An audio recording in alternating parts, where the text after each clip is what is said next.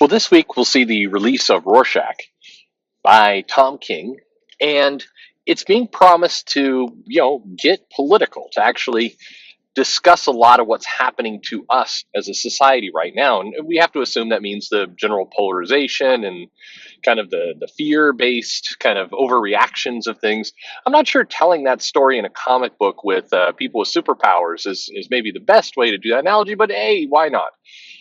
The question is, do we want this? Is this something? Do we need the examination of what's going on in a society in a comic book? Is this something we really need?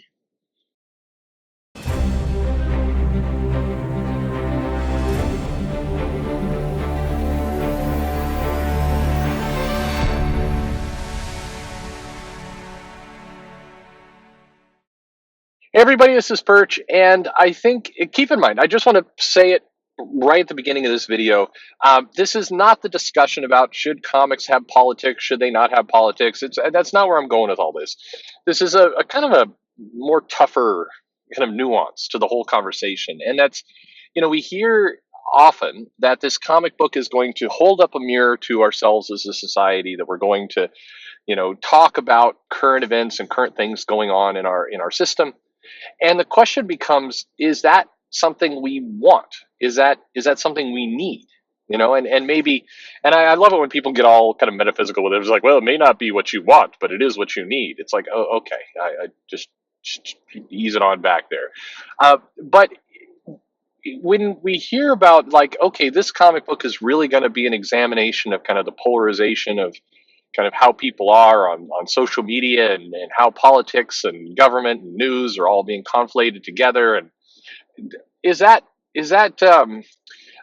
I guess when I hear stuff like that, my gut reaction these days is to go, yeah, that's going to suck. Um, on two levels. One, there's a lot of people doing that right now. There's a lot of the let's examine kind of our current crazy system, and we have so many people examining it that it feels like we're not really getting a new take on it. We're getting kind of a mix of like hot takes and kind of the same, not hot, warmed over kind of stuff over and over again.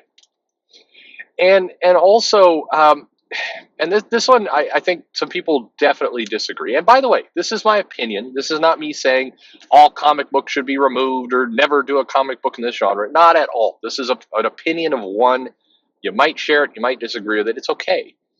But I think that comic books, it would be nice if they could lean into the escapist side of things a little bit more than they are. Like, if you think about the overall balance, I don't want every comic book to be fluffy and kind of escapist nonsense, but it feels like a lot of comics today are trying to do a little bit of social commentary, or trying to do a little bit of, let's reflect what's currently going on in the world. And it's like, maybe if you're all doing it, then too many of you are doing it. Maybe, like, we can kind of ease up a little bit. Like, maybe, I don't need to kind of get a reflection of how people on social media are rude to each other in every comic. But it's in almost every comic. And you might say, oh, that's an exaggeration. But look at the comics. I did this last week with the mainstream, with the big two anyway, but even the ones from Image and some of the indies. And I simply did a little tick mark on every comic that referenced kind of the hellscape that is Twitter, or people angry on social media, or angry people getting angry online. And what astounded me was 80% of the comics that came out that week had at least some reference, some little, and in weird places you wouldn't expect it. Like, even in the midst of a battle, like the Avengers are having it. This wasn't in last week, but Spider-Man. It's good. You're having this anniversary issue, and then you just slide in there just as little. It's like a bunch of angry social media fans. And it's like, at some point, what are we doing here? Like, do we need to have that level of kind of outside your window for everything? Because it feels like less of an examination of our current system, and more of a regurgitation of kind of stereotypical talking points. It's a little bit like the comic book readers are geeks that kind of live in their basement, their parents' basement, and are socially inept. And it's like that. that is a very shallow kind of surface description of the people who read comic books. It's clearly not accurate based on the audience we know for comics. And yet it gets rolled out consistently. And I don't think that's any kind of deep understanding of comic book culture. I think it's a stereotype. And so I've seen the first issue of Rorschach. I got an advance copy. It was very, very nice. It is fine, but I got a sense, and I'm not trying to pick on that issue particularly, but I had a sense of exhaustion reading the comic. And a lot of it was because I felt like I'd read a lot of pieces of it before. And this is the problem with a lot of kind of this particular topic is it doesn't feel particularly new, clever, or insightful. It feels like people making the same points with different characters over and over and over again. So, where am I going with all this? It's that I think that there's people have talked a lot about politics in comics. We can't have them. No, they've always been there. Well, maybe they've always been there, but not this way. And we've gone back and forth with all that. But another thing that has always, and this is not new to comics, it's always existed there, is this desire to kind of hit the same themes over and over and over again. And maybe where I get exhausted, maybe part of where this exhaustion is coming from, is that I'm getting these themes in my TV, in my movies, in my comic books, on social media certainly itself, and it's you can't escape from it. It's funny because right now I think the world desperately needs more escapism. If there's ever a time where comic books are desperately needed, it's right now. Like right now, we want to escape. Right now, we do not want to be reminded of kind of every little piece. I'm watching this show on Netflix, Dragon Prince, with my daughters, and it's fine. I mean, the animation's kind of funky. I can't really tell if I like it or not, or it's a kind of standard old story.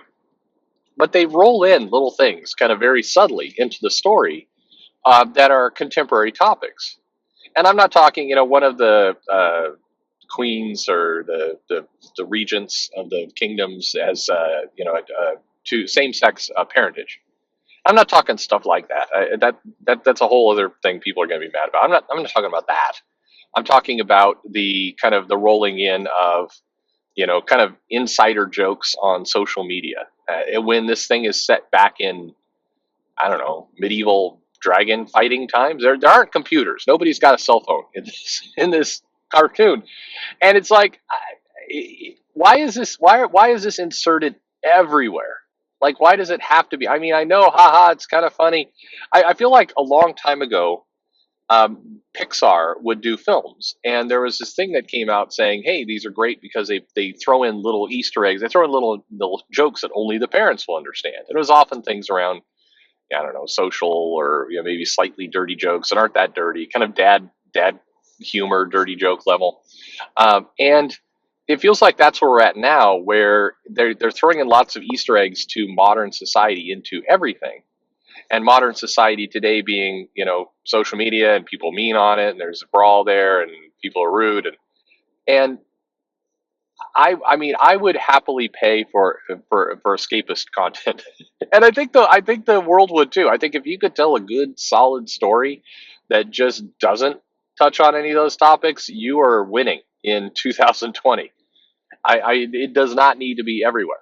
Now, I got into a fierce argument on social media, of all places, on this exact topic because somebody's like, well, you're just trying to suppress important things that we want to know about. It's like, no, I'm not trying to suppress it. I'm just saying maybe instead of it being in, you know, 99 out of 100 things, it could be in 90. Maybe we could just tick it back a little bit. Still, the vast, overwhelming majority can talk about, Twitter is a hellscape, fine. But maybe we could just start to kind of reserve a few properties back where we don't have to hit the same topics over and over and over again. So anyway, like I said, Rorschach comes out later this week. I hope that you enjoy it. If you're buying it, I don't know. Are you buying it? Let me know in the comments below. But like I said, I don't know that I've made my point here very well. I'm sure that others could articulate it far better than I can. but it's this idea that, there's some themes that maybe I even agree with the theme. Maybe it's on my side, quote unquote, how this theme is getting rolled out into media.